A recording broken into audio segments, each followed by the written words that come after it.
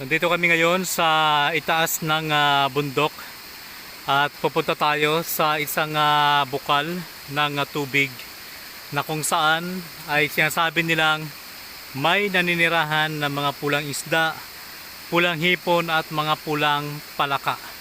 So ito yung pinaka nakakamangha dahil sa bato na yon doon matatagpuan yung bukal ng tubig na sinasabi nilang tubig na buhay. So dito marami tayong nadadaanan na mga sapa at expected natin pagdating sa unahan ay mas marami pa dahil ngayon po ay tag-ulan. Kaya samahan niyo po kami ni Ayon at ating tuklasin kung ano nga ba ang mayroon doon sa bukal na yon. Ayun po ay kwento lang rin sa amin. Kaya nung sinabi sa atin ay kaagad-agad natin na pinuntahan. So ito po ay matatagpuan dito po sa Milagrosa, Bulalakaw, Oriental, Mindoro. Kaya samahan nyo po kami. Ako po ang inyong lingkod, MJ Rivera. At shout out kay Mark. So anong ginagawa mo ngayon na Mark sa mga oras na ito? So tara, samahan nyo kami.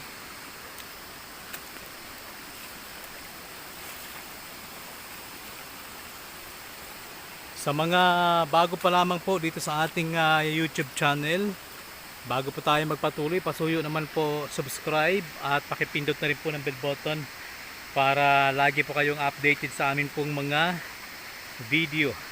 At saka pasuyo naman po comment kung taga saan po kayo at pakishare naman po ng video na to. Huwag niyo rin pong kalimutang i-like at sa ganito pong paraan ay marami po tayong matutulungan dahil sa simpleng pag-share po ng mga video na to, marami po tayong natutulungan na higit pong nangangailangan.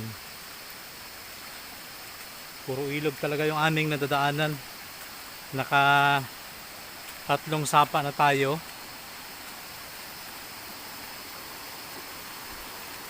So hiling lang namin na sana ay may makita kaming mga kabuti.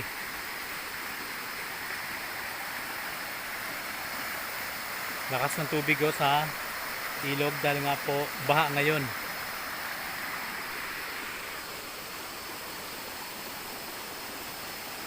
Kaya ganito po yung itsura namin ngayon dahil kanina sumuot na kami sa mga damuhan.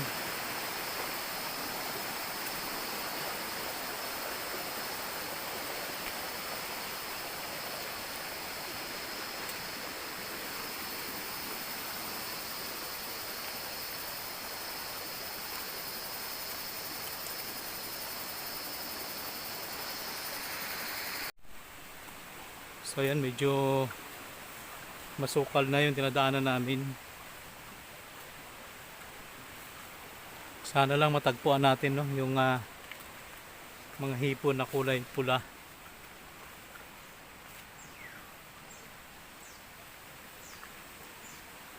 Ibig sabihin yun, yung baha, abot hanggang dito no? Bandik na yun. Oo.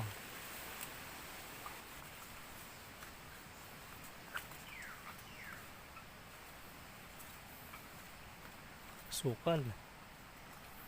Nangangamoy kabuti ah.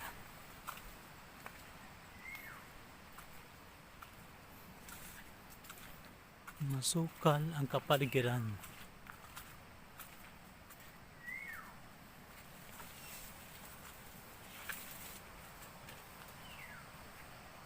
Parang walang dumadaan dito no?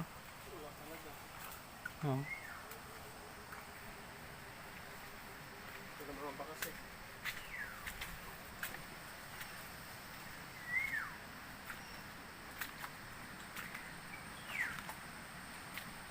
Pero di pala.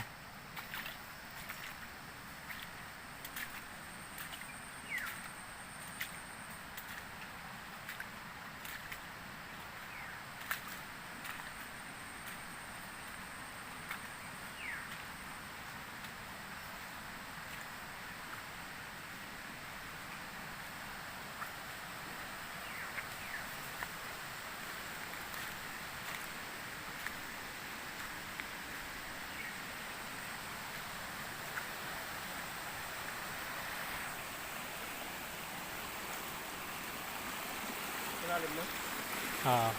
So dito Kung titingnan natin, medyo malabo yung tubig. Pero doon po sa pupuntahan natin, ang sabi ay malinaw pa rin ang tubig kahit bumabagyo na, kahit bumabaha. So malalaman natin yan mamaya. Kailangan namin tumawid papunta doon sa kabila. Kung titingnan ay mukhang mababaw lang yan, pero malalim po yan. Nandito na tayo ngayon sa Kaniugan.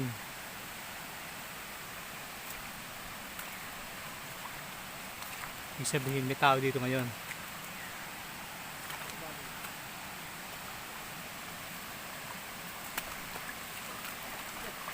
Oh. Ano? Ano yan? Magat?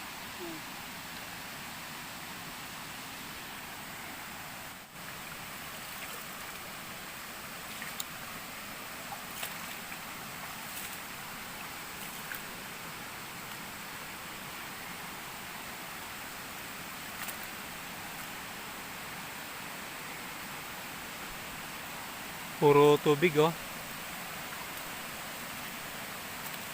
Yan, magmula dito, papunta doon. Puro tubig.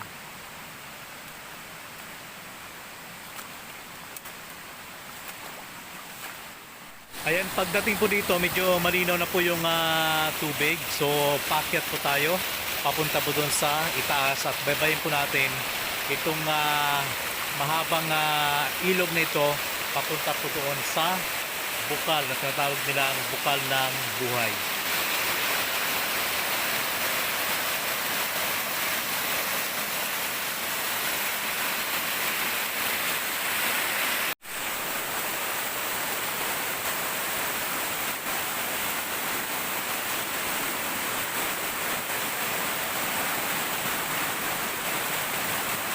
Ganda. Okay.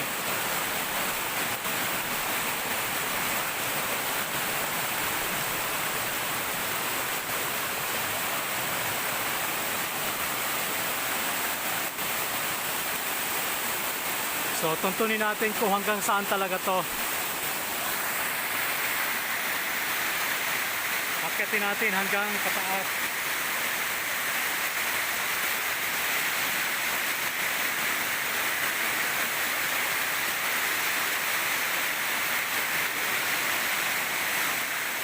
Grabe, ang lakas ng tubig.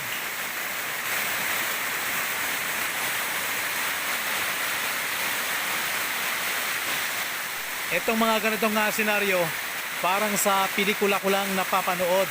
Pero ngayon, nakikita ko na sa personal. Sobrang ganda. Amazing. Wow.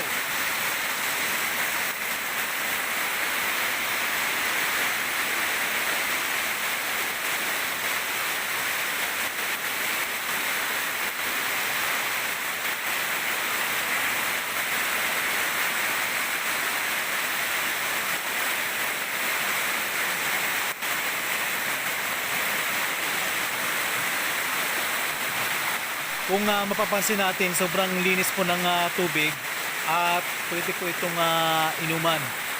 So nandito po tayo ngayon sa itaas na at ngayon ay mapapansin natin parang dalawang ilog. Meron po dito, ay papunta po dun sa may itaas. Ayan. Pero dito po tayo sa kabila pupunta para mas makita pa po natin yung papunta po doon sa itaas dahil mas maganda po dito at mas malinis.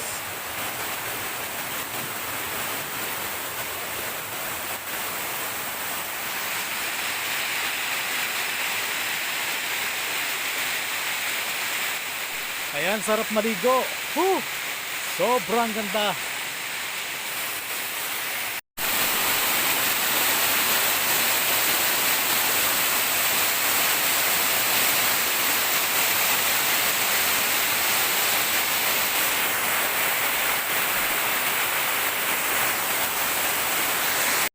So mula po dito sa itaas ay ipapakita ko po sa inyo yung pababa at pagbulusok ng tubig. Gayon po si Ayon, nag-i-enjoy po doon sa ibaba ng mahabang falls nito na matatagpuan nga po dito sa Bulalakaw Oriental, Mindoro.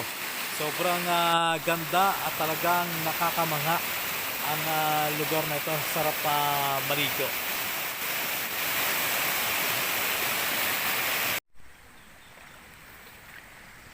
So ayan, malapit na po tayo dun sa pinakapuno ng tubig. So kanina nahirapan kami dahil masukal doon. Sinunso namin tong ilog at pagdating dito ay meron tayong nakitang maisan. So ibig sabihin yun, hindi naman para talaga masukal, no? Malinis din. Nung bata pa ako, dito kami nangunguha ng kangkong para pambinta sa baryo habang pumapasok ako. Yun. Akala ko nung bata ka pa, hindi ka marunong. Hindi marunong Yun yung bumuhay sa amin kangkong. Dapat ikaw si Kangkong Man. Si kangkong man. Malaki na mais, no?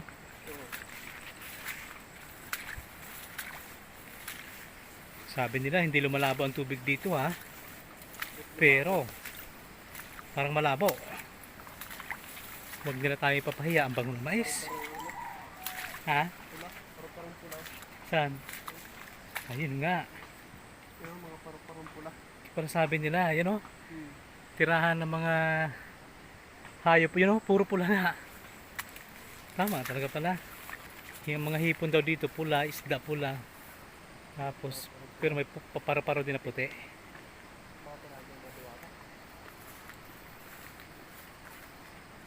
Handa na tayo.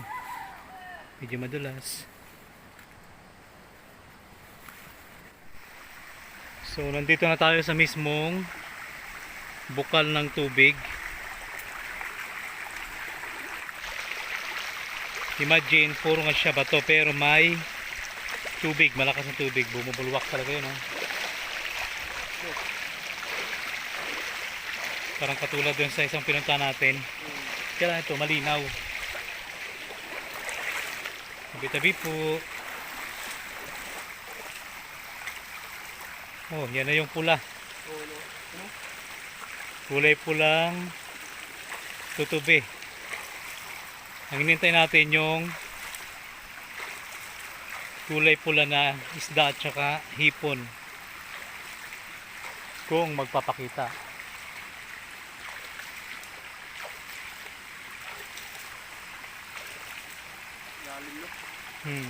Yun. Ay. Kala ko kung ano lang. Kanina parang may lumabas na kulay pula. Hindi ito natutuyuan ng tubig. Oo. Kahit tag-init. Batuhan mo siya, no?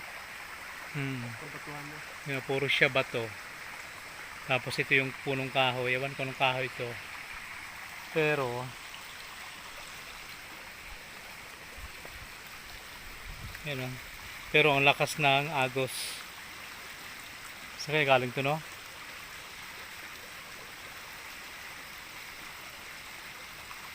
Malalim yan. Hindi lang kasi gaano makita ngayon dahil bumubulwak yung tubig. Pero kapag walang ulan, makikita natin sa ilalim. So nasaan yung mga hipon? Malakas kasi ng agos. Hindi mo Oo. makikita. Dati po ang dami ditong mga hipon. Tabi-tabi po kasi ang iba takot pumunta dito dahil sabi nga ay mariit. So sa akin naman, kung wala ka naman ginagawang masama, pwede ka naman pumunta dito. Hintayin natin mga 5 minuto kung mayroon bang lalabas.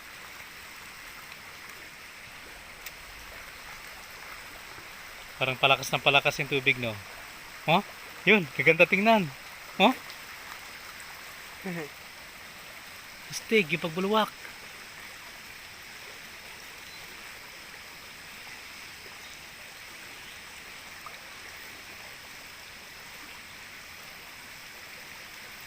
Galing. Oh?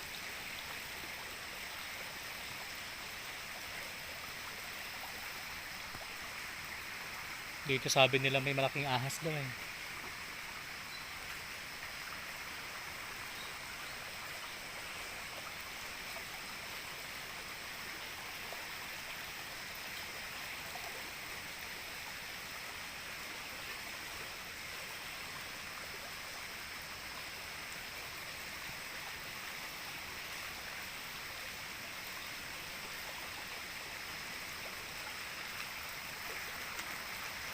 Hmm?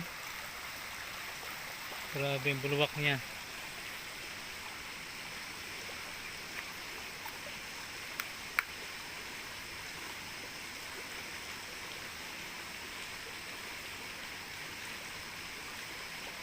Kumukulo talaga no? Hmm.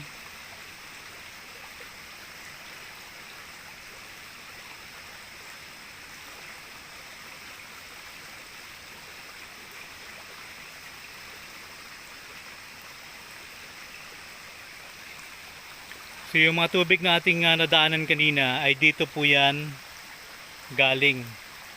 Ito yung pinakapuno. Ito rin sinasabi nila na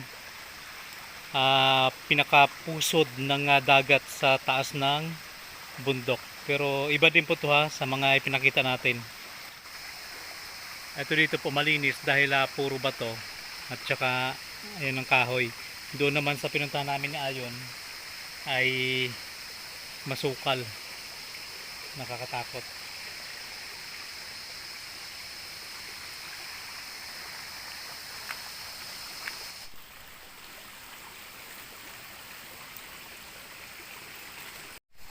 So kanina pa kami nag-aabang at naghihintay na may lumabas na something kakaiba dyan sa tubig. Pati yung sinasabi nilang pulang hipon, pulang isda, mga pulang palaka at pulang talangka. Pero wala po tayong may nakita maliban lamang po sa pulang tutubi sa lugar po na ito. Yan. Pero isa lang po ang nasabi natin, napakaganda at napakalakas po ng tubig na nagmumula po dito dahil yung mga dinaanan natin ay galing po yan dito.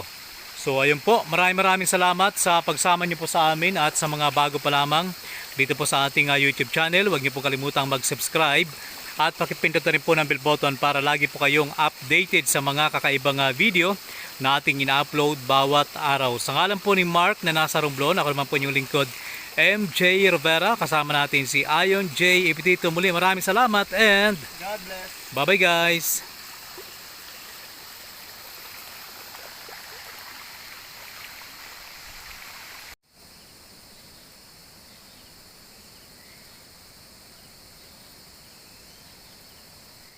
Ayun, oh. Pulang-pula no. Yan ang sinasabing dragonfly. Kaya nga. Red fly.